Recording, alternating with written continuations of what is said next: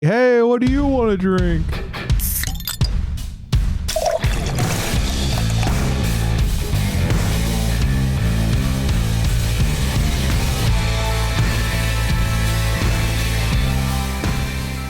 Welcome in, everybody. It's the Craft Beer Republic. Thanks for drinking. Thanks for joining. I am Greg, and if you can still hear me over there, that's Flex. It came in hot, man. Sorry about that. Yowza. Just excited to drink a beer with my main homie Flex. Yeah, it's been a couple weeks. It has been a couple weeks, and I needed a beer in me, so here we are. It's not the only thing you needed in you. You're not wrong there, my friend. But not a penetration toe.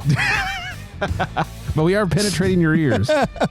And you can penetrate our social medias at FlexMeBeer _ in between. And of course, Craft Beer Republic, all one word. Lots to get to. I definitely did some beer research. I feel like my research has been lacking. I got some research in. Well, my research is lacking. You are a stud. Well, I'm back to stud status. I did a little traveling and a little research, so we'll get to that. Also, of course, did some wine drinking. We'll talk about that. Classy motherfucker. Iced some peoples, and we got some booze news. Oh, and a voicemail from our homie Pablo. So we'll get to all that shit in a couple of you. But if you don't mind, I'm going to crack open a little hydration over here.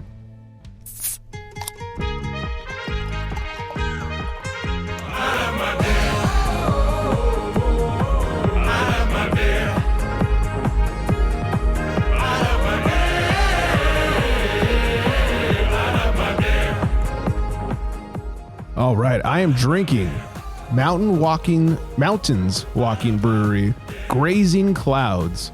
The hazy IPA, 7%, 20 IBUs, has a 4.03 on Untapped with over 10,000 ratings. Wow. Pretty respectable. They say that's solid. Hazy New England style IPA brewed with Montana grown oats from Gallatin Valley malt, dry hopped with absurd amounts of Racao? Sure. Citra, Motueka, and Galaxy. Think mango, pineapple, tropical juice bomb. Here we go. On the schnoz.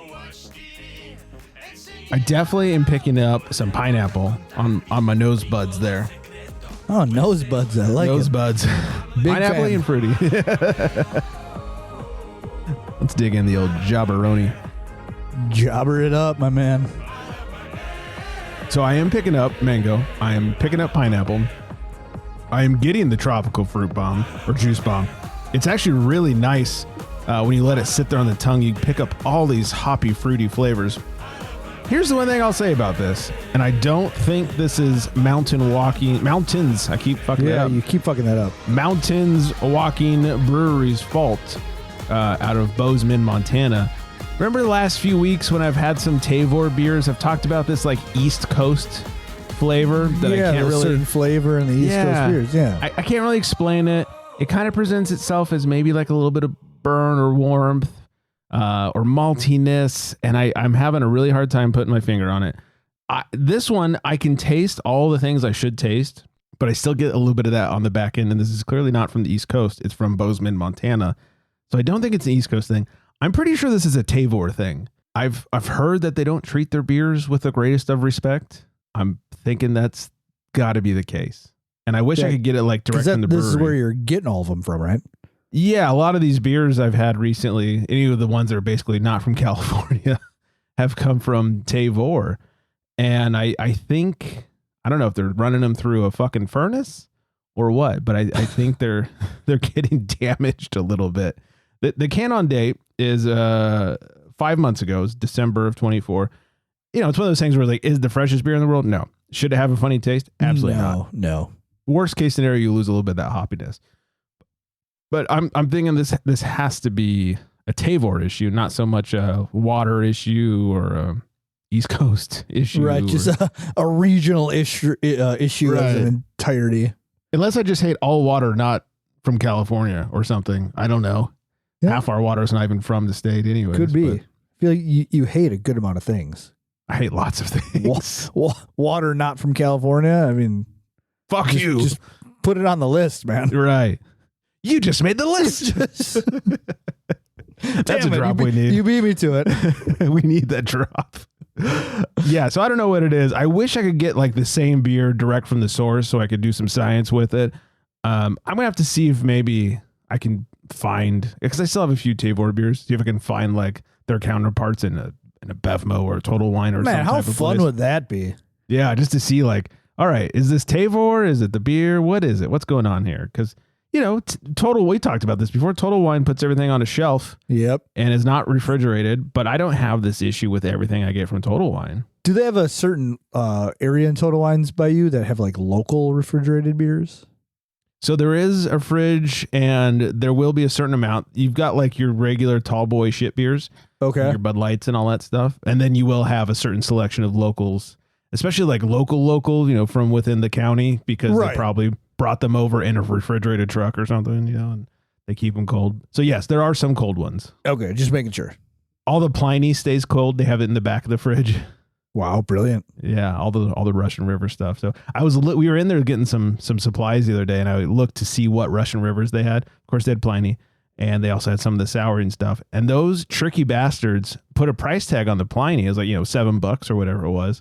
But all the sour bottles, no price tag. And I was like, I know some of these are in the double digits. And if you're not going to put a price tag on it, I'm not going to roll the dice. Whoa. There you have it, Total Wine. I, on the other hand, would probably, if I'm just getting like one bottle each, I'll pay it.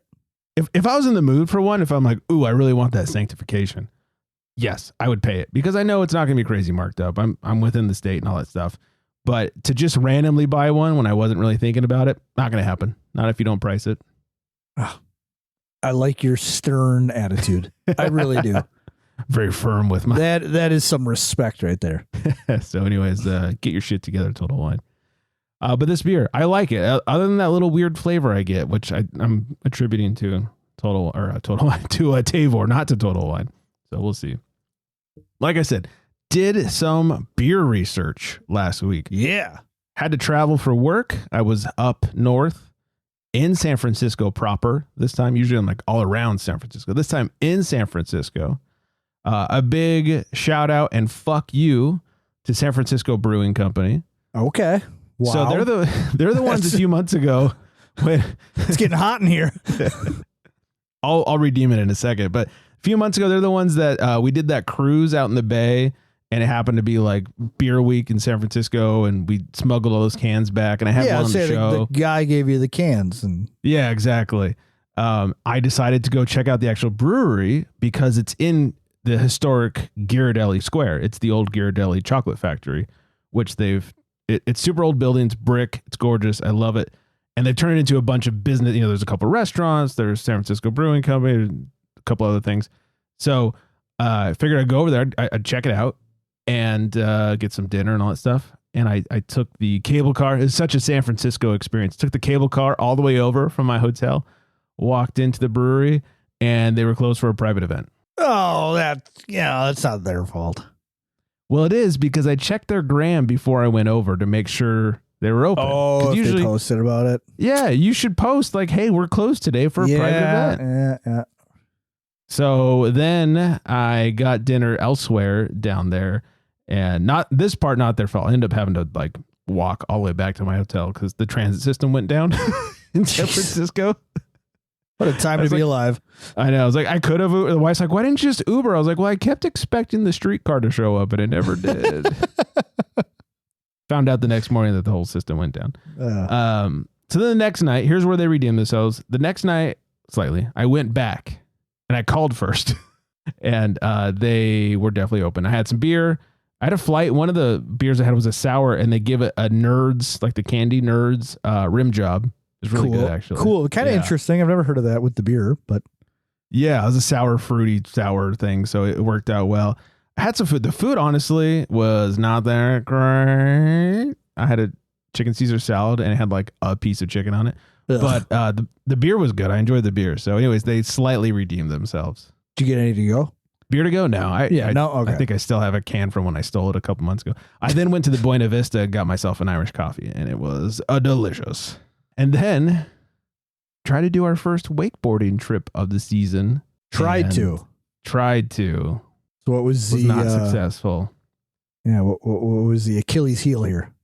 I don't know if this is just a California thing. I think it is. You have to have your boat inspected for mussels. Like, I needed some flex on the boat. Yeah. No, for aquatic mussels. Because I guess well, some lakes have them and some don't, and they don't want them. And so if you come from a lake that has them, they don't let you in their water if your boat's not completely dry and has been dry for 30 days.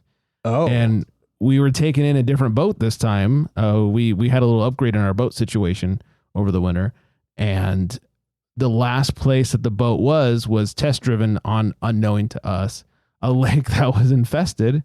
And when we got up to the gate to be inspected, they searched it on their computer like, oh yeah, your boat was on Lake Castaic 28 days ago. You have to wait 30 days. We're like, we didn't know it was on that body of water, and we didn't know that body of water was infected. Like, well, sucks for you. You're 2 days short.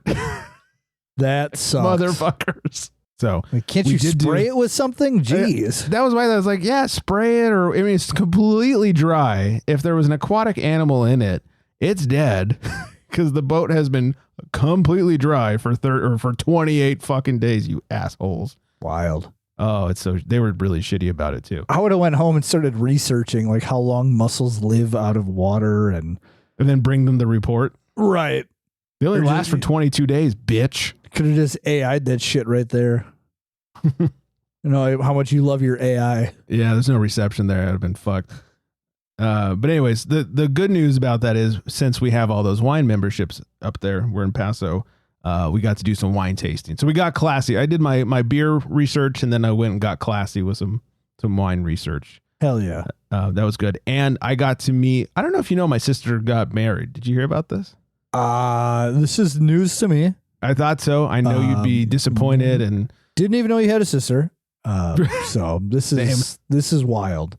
Yeah, I didn't know either. She finally popped out her kid a couple months ago and got to meet him. But most importantly, he's the one that came out wearing a cowboy hat, right? Yes, that is exactly on March 16th. So he is dubbed Stone Cold. Right. My wife likes to make diaper cakes for baby shower gifts. Okay, what a nice thing to do. Diapers are expensive. And she makes it look really nice and it's fancy.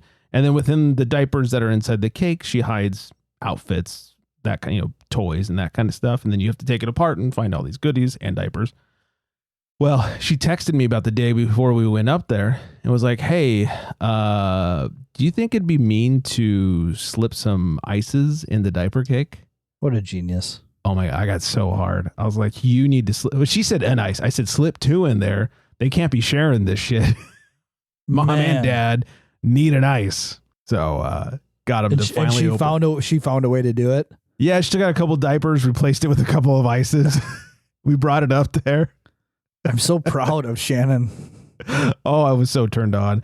It was so funny because my sister kept not opening the cake. And we go, like, hey, you should open your cake. Trying not to be too pushy, right. alert her.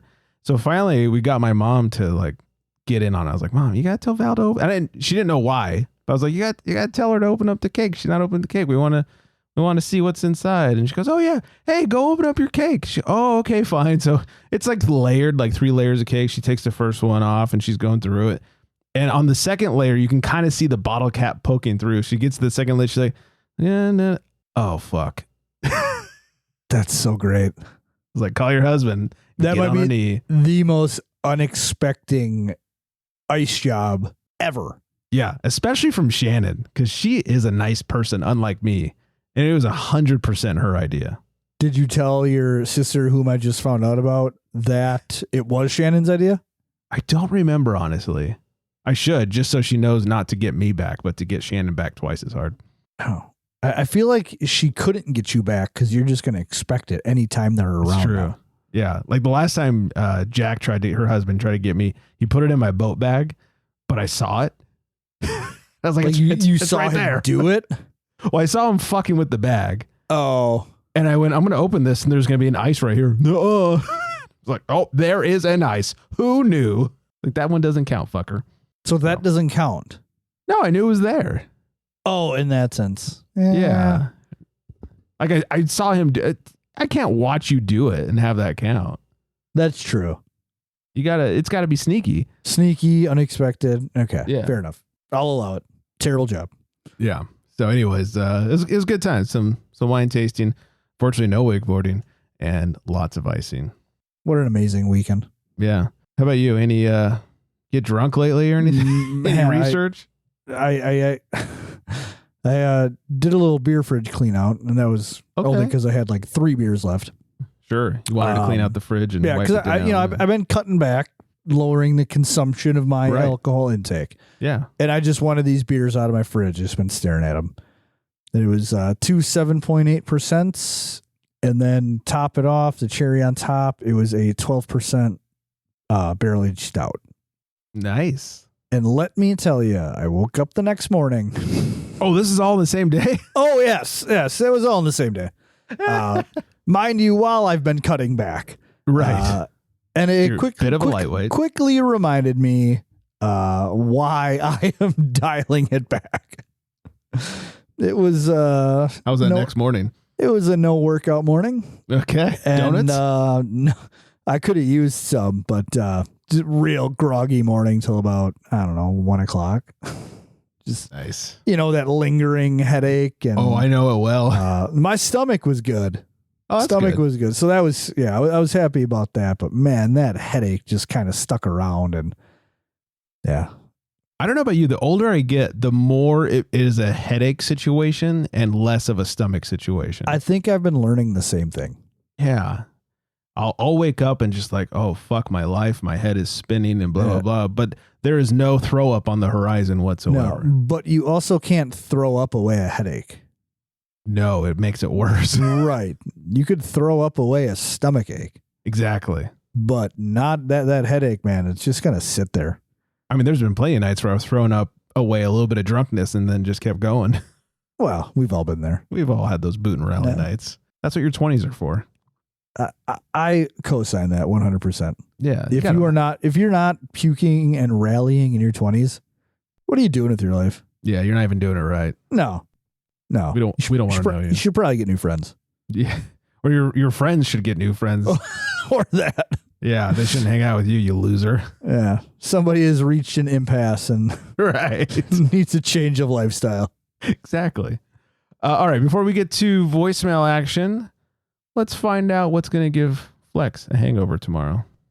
In a world where craft beer is king, a world where muscles are bigger than growlers, only one tongue can guide us.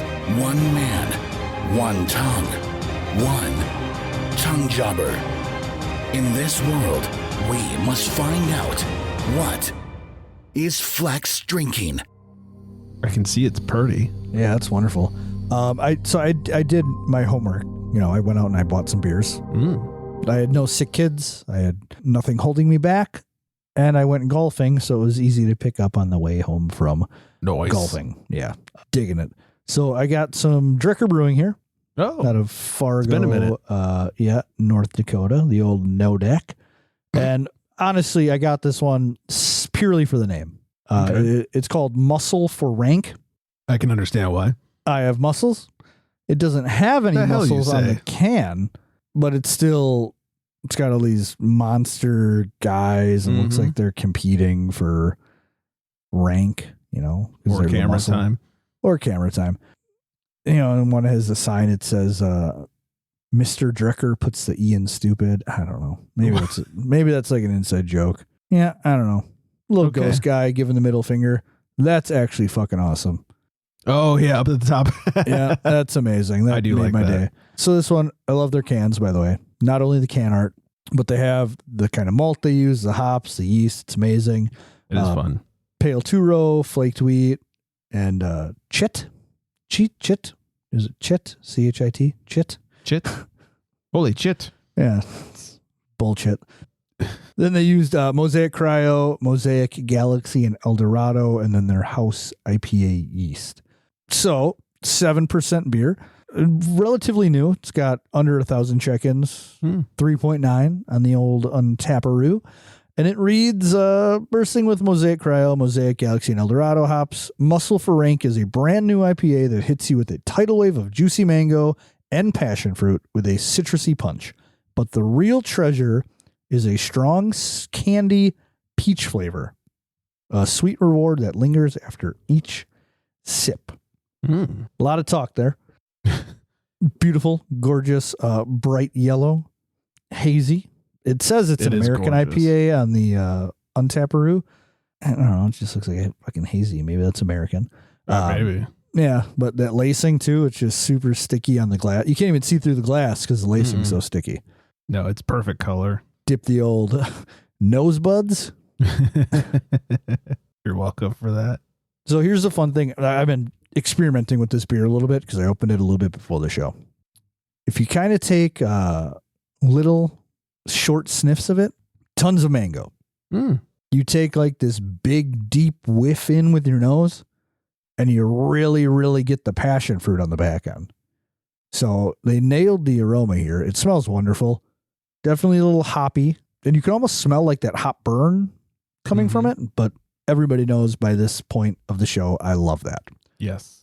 So without further ado, warm up the old tongue jobby and dive right in. That's what everybody is tuned in for. Shockingly light body. Super shocking.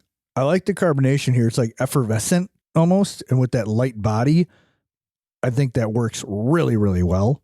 If you get this carved up thick beer, it just kind of seems unbalanced. Yeah. So I think that's wonderful. Not too much passion fruit and mango on the old tongue jobber. It hits you with that citrus punch.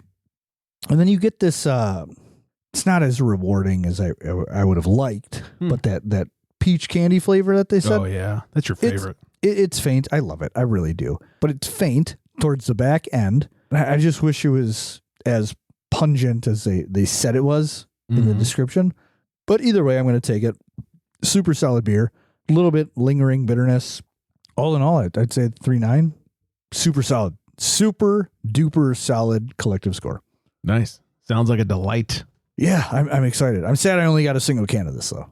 Oh. This one I would have enjoyed an entire 4-pack. But you and I were talking about how if you're not getting a local beer that you are familiar with, we said about 60 to 75% of the time you go with something new and it doesn't hit.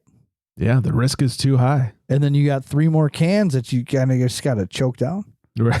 Yeah, this is an off-air conversation, right? It was an off-air conversation. Yes, yeah, but it bears being told again. I mean, it's so true, especially nowadays. I feel like, oh, hey, look, I've heard of this brewery and I want to check them out. I've heard good things. I'll just get the 4-pack and dive right in.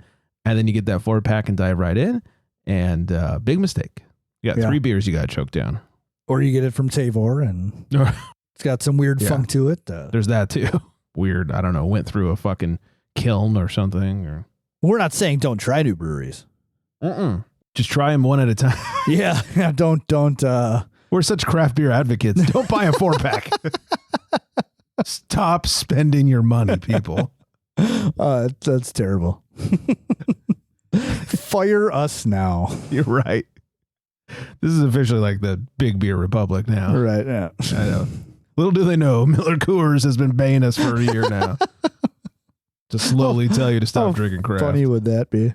That would be like diabolical. Just build everybody up and then just crash them down. Joke's on them. It only worked on Finland. Yeah. We've been drinking High Life this whole time. Yeah. That's why we don't get drunk. Yeah. Just drink water, basically. Speaking of Finland, though, I forgot to do our top listening city of the week. Fremont, California, up in NorCal. I thought you were going to say Finland, California. Finland, California. Eh? No, Fremont. Thanks. I think that's up where Psycho Bear is. Okay. So somewhere he's up there in the north. In the mountains? We don't. No, not at all in the mountains. Oh, okay. Very much in the Bay Area. At least Fremont is. You just think bear and mountains. I don't know. Oh yeah. I feel like it goes really well together. It works. I see where you would go with that. And a special shout out to the Netherlands. We had a ton of listens in the Netherlands last week. It wouldn't break it down by city like it does for the US stats, but it just said Netherlands, and we had a huge chunk of listen. So hi, Netherlands. Yeah. I don't know why. Hi. Yeah. I don't know how you say hi in Netherlands. Yeah. Hi. Yeah. It's about, So it's all I got for the Netherlands. I'm sorry, Netherlands. Yeah, I guess I could have looked that up first. Really nice land you got over there. Yeah, it's pretty nether. Yeah, and landy. Yeah, exactly. We know so much. All right, let's listen to somebody else talk for a minute. Here's a voicemail from our friend Pablo. Hello, no one is available to take your call. Please leave a message after the tone. Hey, Craft Beer Republic. This is Pablo. You know me on Instagram as PabloXH34. It is 5:43 in the morning, and I just listened to you guys on the way to work. And I have to say, I'm very impressed by Flex's knowledge of Cinco de Mayo history.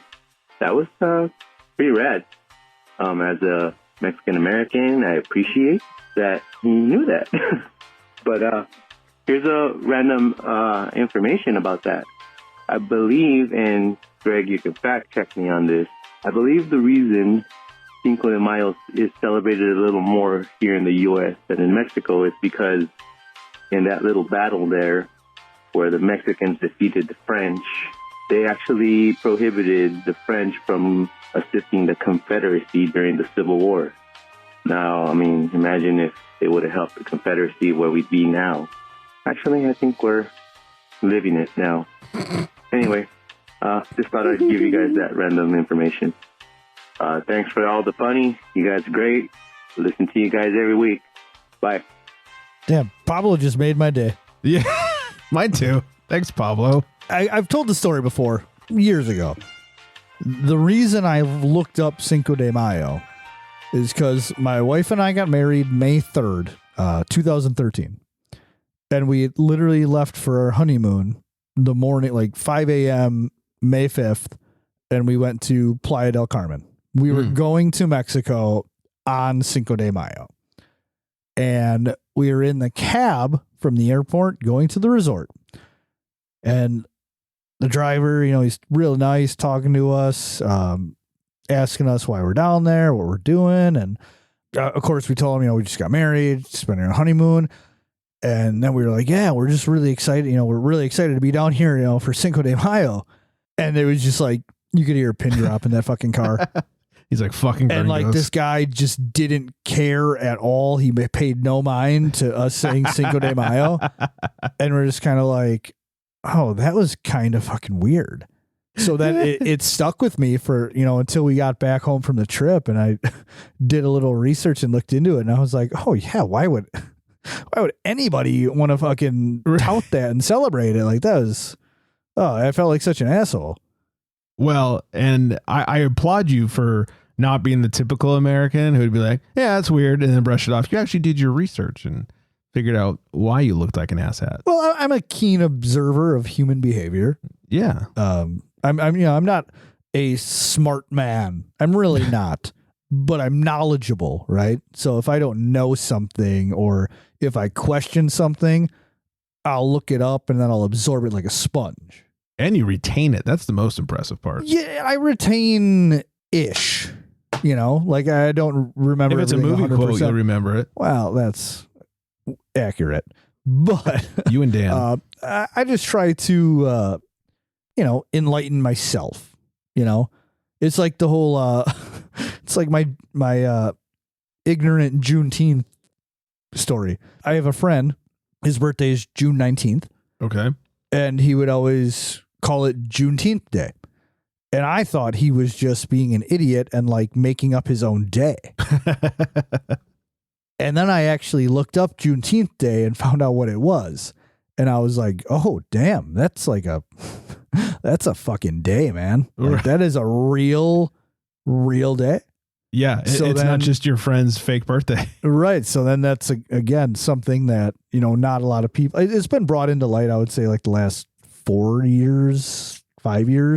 Yeah, really. I think it was COVID when it really started popping up. Right. So I felt good knowing that I knew what it was before it started becoming like, they really started throwing it out in I don't want to say media, but, just putting it out there. It's like, oh yeah, like, it made me feel good about myself that I, again, keen observer, curious person, figured it out. So yeah, I appreciate that about you. That's good. It's a good quality to have. Hey, thanks, man. Yeah. And just to follow up on what Pablo was saying, the whole by them defeating the French were not able to help with the Confederacy, and that's why the Americans celebrate a little bit harder. I found some evidence in my research that is true as far as by them defeating the French weren't able to immediately come up and help the Confederacy, which they had some financial interests in the Confederates winning because they got all their cotton from the U.S. or a lot of their cotton from the U.S. And so initially they were going to help the Confederacy by losing down there in Mexico. That set them back a bit. And then by the time they were able to like regroup and send troops, the Union was pretty on top of things. And they're like, well, we're not going to fuck up that relationship. And so they just never did.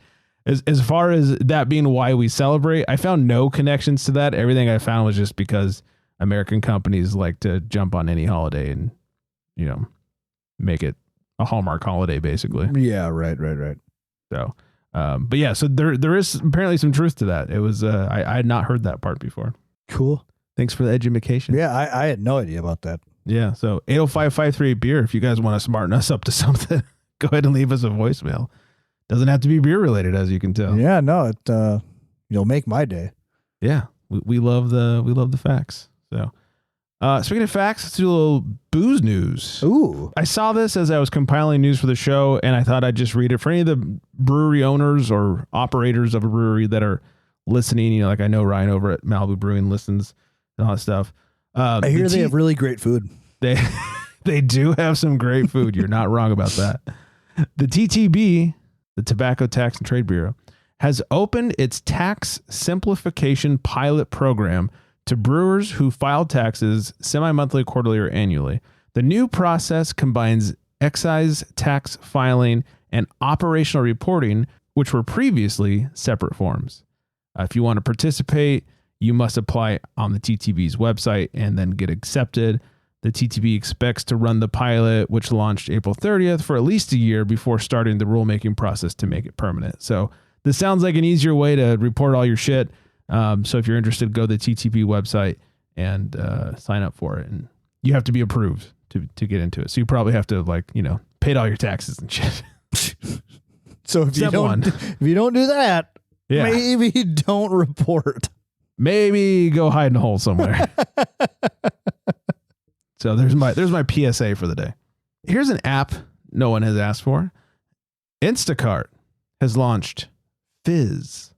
Sounds like Drizly, but with a new name. You are not wrong, my friend. A secondary app that coordinates e-commerce delivery of snacks and drinks, both alcohol beverages and non-alcohol, for legal drinking age users who can create and pay for group orders together for a flat $5 delivery fee. It's tailor-made for groups and includes the option to split payments based on who adds what to the virtual cart. Okay, that's kind of cool. Yeah, and apparently you can like give someone access to your cart. So be like, hey, I added my 12-pack of PBR. Did you want to add anything? Okay, that's pretty neat. I guess. Don't hate that idea. But you can also just Venmo your homie $10 after the beer shows up. Well, that's true too. But all one app, okay. But then at least like the one person isn't responsible for like, oh, all right, what do you want? Oh, all right, what do you want? And then like he's, you know, scrolling or searching or however you go about this stuff. I get on board with that part. Yeah. So it's walk kind of around nice. the party. Hey, what do you want to drink? Right. It's not like, you know, it's like you have a cookout and you're just like the one man in the grill. You know, it's just like, you know, it's like you don't get to have any fun because you're just sitting there, you know, if you like cooking, you're having fun. I get it. But, you know, you don't get to mingle. So. Yeah. The bad thing for me is like once I see there's a $5 delivery fee, no matter how much you order, I'm like, well, we got to order a shit ton so we can get our $5 worth. Yeah. Oh, a $5 delivery fee, not that bad. Not the worst. Even convenience fees like buying movie tickets, like that shit gets you. I know, that's bullshit. That's what really bothers me. Just because really I pay grind for your gears. Yeah, it's like just because I buy ahead on an app, I get a convenience charge. Like I'm already paying a phone bill. You know, well, like I'm paying for the fucking movie. Like when it seems backwards, like don't they want you to do it ahead of time so they can prepare for how many people are going to be there versus you showing up at movie time and buying a ticket? Yeah. Yeah. I don't get it. And then they have to staff less people because you're buying it online and not the the counter. Yeah, and I mean the fucking like even McDonald's. If you download the McDonald's app, they give you perks for having the McDonald's app. You accumulate points for ordering stuff on the McDonald's app. Okay. Which I don't have, but was having a discussion with somebody about this. Well, this kid was telling me you get 50% off any McFlurry if you order like a $6 meal. You know, so okay. there's good in the app, right? They want you to use it. Why the fuck am I paying a $10 convenience fee to buy movie tickets? Right. I'll just show up and have to talk to a human being that you have to pay instead. Yeah, it's dumb. It's very dumb. That's why the movie industry is not doing well. Yeah. Because they dumb as hail. Idiots. And speaking of things no one asked for, Constellation Brands has launched Corona Sunbrew. Oh. The 4.5% citrusy line extension is brewed with seen this somewhere. Brewed with orange and lime juice and peels.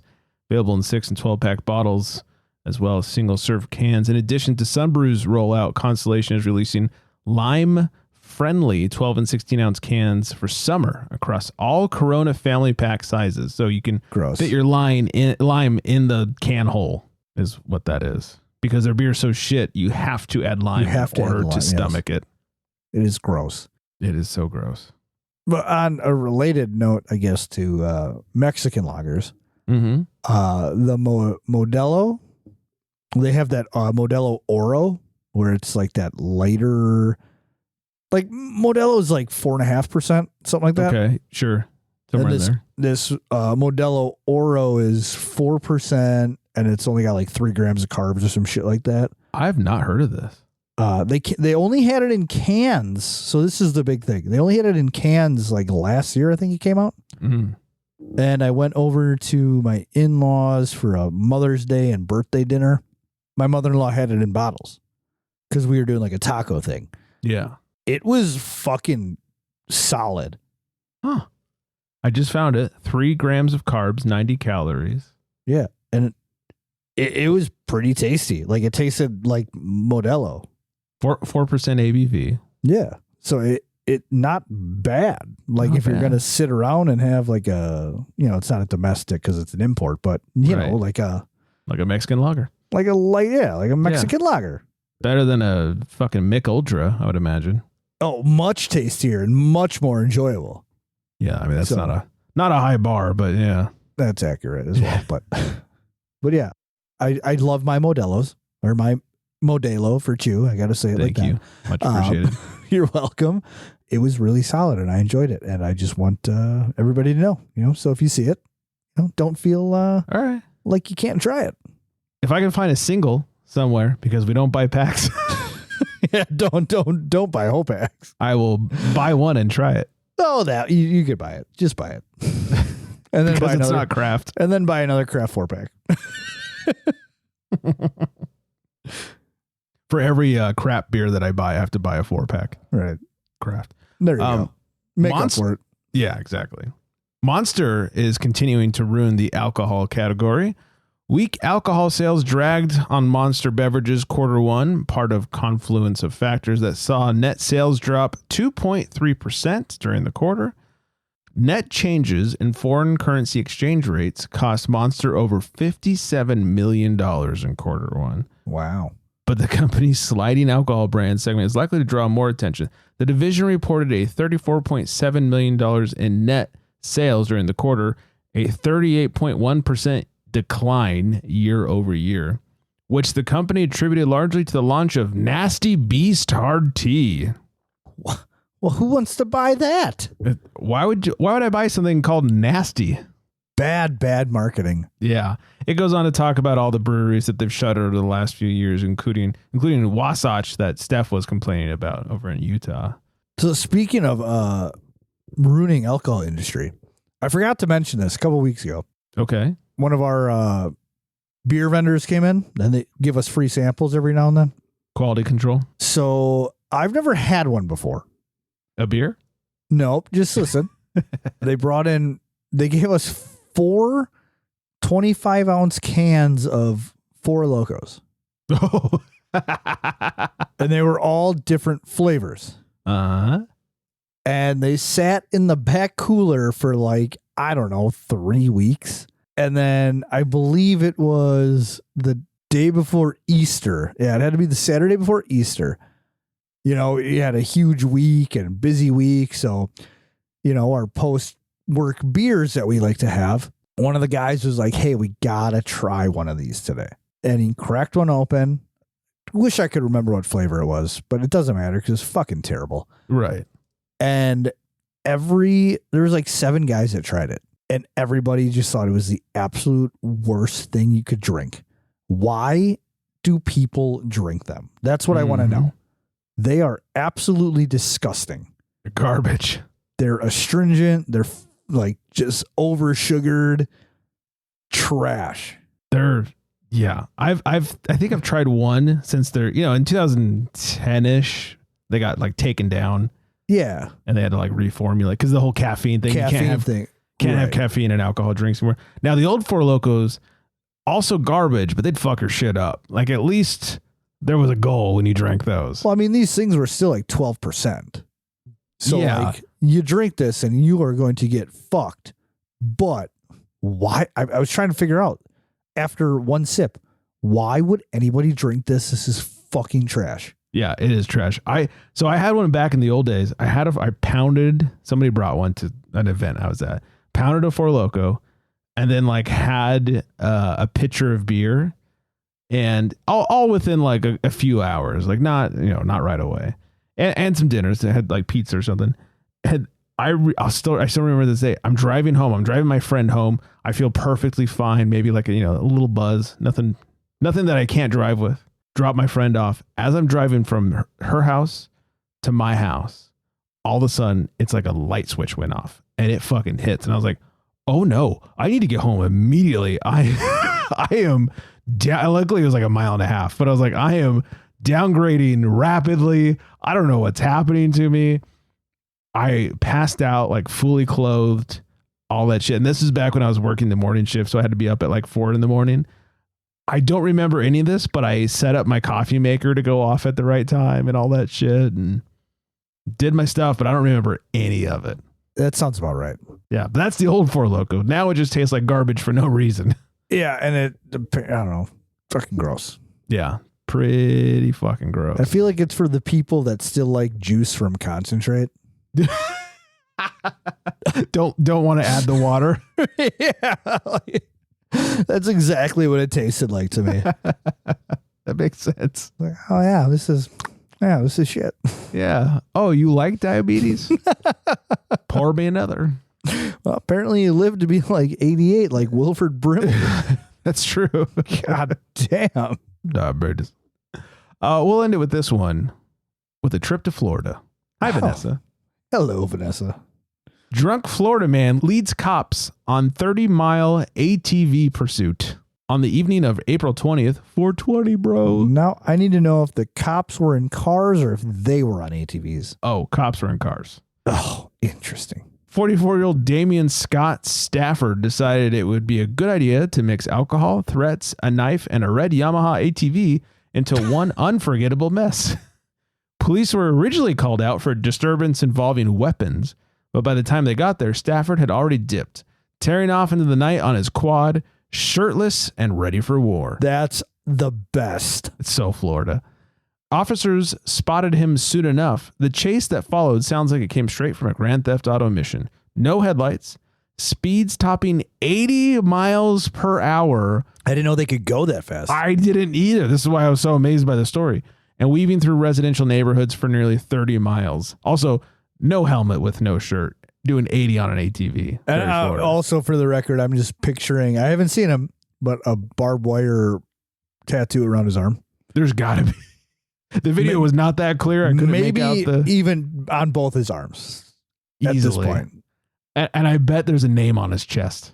There's got to be. And a year above his belly button. Yep. Okay. Nailed it. At one point, Stafford even made finger guns at the cops, flipped them off, and then pulled a real knife out of his pocket before dropping it mid-ride like a bad magic trick. This sounds like some Kenny Powers shit. It really does. I'm fucking in, you're fucking out. The slow motion finger guns to the cops. It all finally ended when he tried to take a turn a little too hot and crashed into an embankment. Even after wrecking, Stafford didn't go down easily. In fact, a K9 unit had to persuade him to turn himself over. Turns out he was very drunk with a blood, and I was expecting drunker, with a blood alcohol level of 0.17. 0.2. Okay. Like drunk, but not fucking gone drunk. I don't know. I feel like 0.2 is pretty drunk. But drunk enough to hop on an ATV and do 80 as you run away from the cops with a knife in your hand? Yeah, but it's Florida. It is Florida, yeah. That could be a 0.2 That's or like a 0.12. That's like a Tuesday night. You're right. That's a sober Tuesday.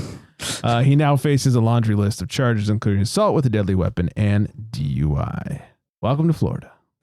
Giving finger guns to the damn cops. That'll be me next week. I'll be in Florida, fucking riding my ATV.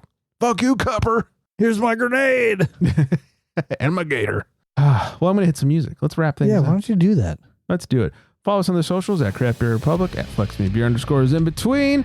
805-538-BEER-2337. If you want to be as cool as Pablo, leave us a voicemail. Teach us some shit, if you will. Mail at craftbeerrepublic.com. I think that's everything. Hope everyone is staying very well hydrated. And on that note, good night, everybody.